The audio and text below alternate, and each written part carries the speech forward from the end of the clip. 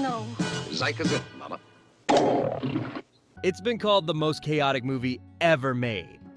A film where real cops chased fake movie cars at 150 miles per hour, where the script was basically a suggestion, and where the outtakes were funnier than the actual scenes. The Cannonball Run. For car enthusiasts and comedy lovers, this tale of an illegal cross-country race represents pure cinematic anarchy. But what if I told you that the real story behind the cameras was even wilder than what made it to theaters? Today, we're revealing the untold chaos that turned a simple racing movie into Hollywood legend. The real race that inspired madness. Before Burt Reynolds ever stepped behind the wheel, there was Brock Yates and his absolutely insane idea, the Cannonball Baker Sea to Shining Sea Memorial Trophy Dash. This wasn't Hollywood fiction, it was a real underground race where drivers broke every speed limit from New York to Los Angeles. Yates, who co-wrote the screenplay, revealed that actual cannonball racers served as consultants during filming. "We had real outlaws teaching actors how to be fake outlaws," Yates explained. The legal nightmare was immense. How do you film illegal street racing without actually breaking laws? What fans don't know is that several speed records were genuinely broken during production. The Lamborghini scenes weren't just movie magic, they were documenting real automotive rebellion. Director Hal Needham admitted years later that distinguishing between actual racing footage and staged scenes became impossible, even for the crew who filmed it. Burt Reynolds' Wild West production. Burt Reynolds approached the Cannonball Run like he was assembling a gang of Hollywood outlaws rather than making a traditional movie. Reynolds revealed that he handpicked each cast member based on their ability to improvise and create chaos, rather than follow scripts. There was no real script, Reynolds admitted in later interviews. "We had a basic story outline, but most of the dialogue was made up on the spot." This unprecedented freedom created an atmosphere more like a cross-country party than a professional film production. Reynolds' real-life friendships and feuds directly influenced the movie's dynamics. His genuine affection for Dom DeLuise translated into their characters' chemistry, while his complicated relationship with other cast members added authentic tension to certain scenes. The result was a film that captured real relationships rather than performed ones, creating an authenticity that scripted comedies rarely achieve. Dom DeLuise and the Captain Chaos Revolution. Dom DeLuise's Captain Chaos wasn't in the original outline. It was pure improvised genius that hijacked the entire production. DeLuise revealed that the superhero character emerged during his first day of filming, when he spontaneously donned a cape and started speaking in a heroic voice. "Burt just started laughing and told me to keep going," DeLuise explained. "Captain Chaos took over the movie because he was more fun than the character I was supposed to play." The transformation scenes weren't scripted. They were DeLuise's spontaneous performance art. What most fans never knew is that extensive Captain Chaos footage was cut from the final film. DeLuise shot an entire origin story sequence explaining how his mild-mannered character developed his superhero alter ego. These deleted scenes showed a much deeper character study hidden beneath the surface comedy. Captain Chaos became the film's breakout character precisely because he represented pure, unfiltered creative freedom in an industry obsessed with control and predictability. Jackie Chan's American debut disaster. Jackie Chan's appearance in The Cannonball Run marked his first major American film role, but the experience nearly convinced him to abandon Hollywood forever. Chan revealed in later interviews that the language barrier created constant confusion and unintentional comedy during filming. "I didn't understand most of the jokes," Chan admitted, "but Burt kept telling me to just be myself and do something funny." This led to Chan performing improvised martial arts sequences that had nothing to do with the racing plot, but everything to do with authentic entertainment. The most shocking revelation? Chan performed several dangerous stunts that the insurance company never approved or knew about. His natural instinct to do his own action sequences clashed with American film safety protocols, creating behind-the-scenes tension. Despite the cultural challenges, Chan's genuine confusion and physical comedy created some of the film's most memorable moments. However, he later called this his least favorite American film experience.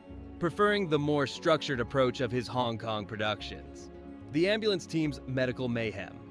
The partnership between Burt Reynolds and DeLuise as fake paramedics created the film's emotional core, but their off-camera friendship was even more entertaining than their on-screen chemistry. Reynolds revealed that real paramedics helped design their ambulance scenes, ensuring medical accuracy even in the midst of comedy chaos. "We had actual EMTs teaching us how to look professional while doing completely unprofessional things," Reynolds explained. The irony wasn't lost on anyone. Real medical professionals helping actors pretend to be fake medical professionals. What viewers never knew is that several genuine medical emergencies occurred during filming. The cast's fake ambulance actually responded to real accidents on location, with DeLuise and Reynolds providing comfort while waiting for actual paramedics to arrive. The ambulance became a mobile comedy laboratory where Reynolds and DeLuise developed inside jokes and running gags that only they understood.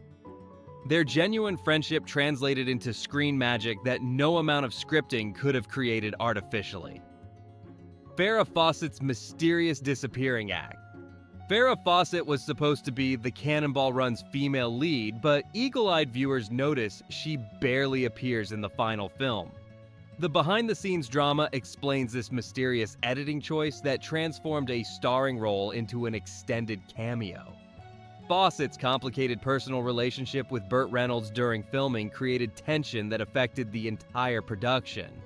There was history there that made working together challenging, a crew member revealed years later, speaking anonymously about the private drama. What most fans don't realize is that extensive Fawcett footage was shot but subsequently cut during editing. Her character was originally integral to the plot, with romantic subplot scenes that would have given the film an entirely different dynamic. The decision to minimize her screen time was reportedly mutual. Both Fawcett and Reynolds agreed that their personal issues shouldn't overshadow the film's comedic mission. This professional choice preserved the movie's lighthearted tone, but left viewers wondering what happened to one of the era's biggest stars. The cars that became legends. The Cannonball Run didn't just feature exotic cars. It created automotive legends that influenced an entire generation of car enthusiasts. The film's Lamborghini Countach became the poster car of the 1980s, inspiring countless replicas and influencing supercar design for decades. What car lovers don't know is that the production team actually destroyed more vehicles than they showed on screen. Insurance companies required multiple identical cars for different types of scenes, leading to an automotive graveyard that would make collectors weep today. The most shocking revelation? Several crashes in the film were completely unplanned accidents that happened during filming.